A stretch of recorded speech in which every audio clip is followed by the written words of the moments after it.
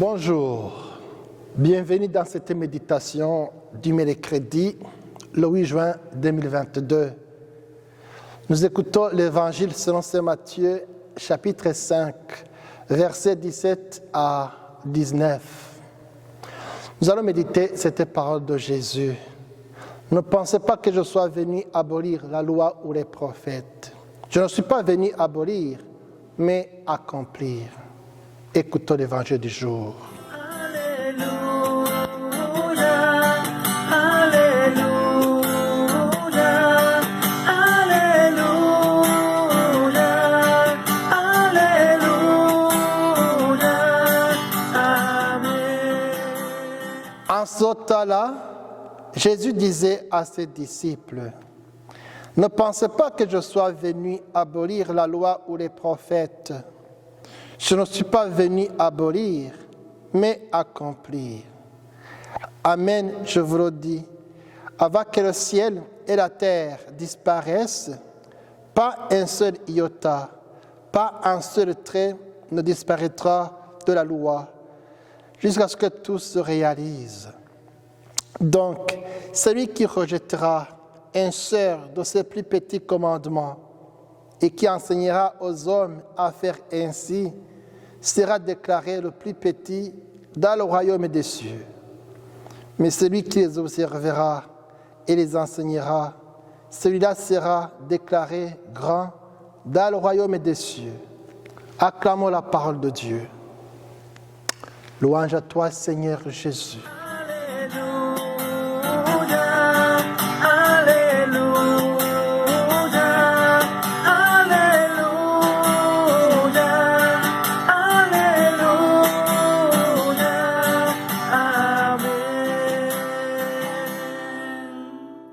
Ne pensez pas que je sois venu abolir la loi ou les prophètes. Je ne suis pas venu abolir, mais accomplir. Cette parole de Jésus veut dire que la loi ne change pas et ne changera donc jamais. La loi est au-devant de nous et nous montre le chemin. Mais qu'est-ce que la loi? La loi que Jésus veut dire, ce sont les 5 livres de la Torah. Il comporte notamment le code de l'alliance. Je dirais, c'est ce qu'on appelle couramment les 10 commandements ou les 10 paroles. Les 10 paroles qui empêchent de nous détruire, qui nous empêchent de nous détruire et de détruire les autres. Ces 10 paroles ne sont pas nous sont destinées car elles fondent toute la vie sociale et humaine. Ce sont des interdits, en d'autres mots, qui nous empêchent de nous engouffrer dans des impasses mortifères et sans issue. Mais alors, il ne suffit pas de connaître la loi. Encore, il y faut la mettre en pratique. C'est ce que fait Jésus. En parole et en acte, Jésus accomplit la loi. Il guérit, il sauve, parce que la loi est là en vue du salut des hommes. La loi, elle est au service de leur justification et non de leur condamnation. La loi est un guide. Lorsque Jésus dit « Je suis venu pour que tout se réalise », ce n'est pas une menace. Au contraire, il s'agit d'un appel. Le Christ connaît notre difficulté à marcher dans les voies du Seigneur.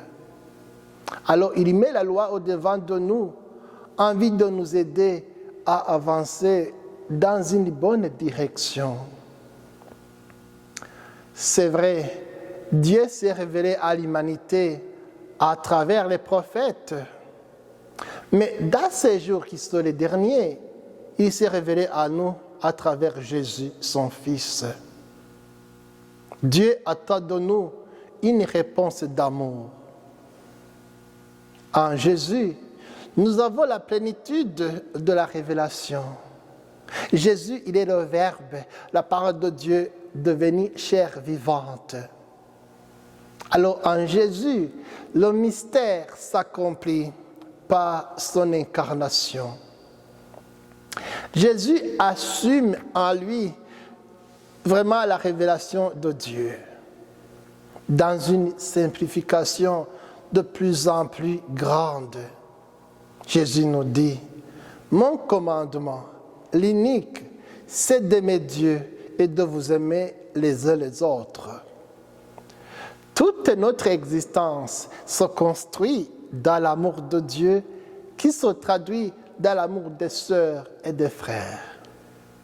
La venue de Jésus n'est pas pour changer la loi, mais pour l'embellir et la remplir d'amour. Amen. Que Dieu Tout-Puissant vous bénisse, le Père, le Fils et le Saint-Esprit. Amen.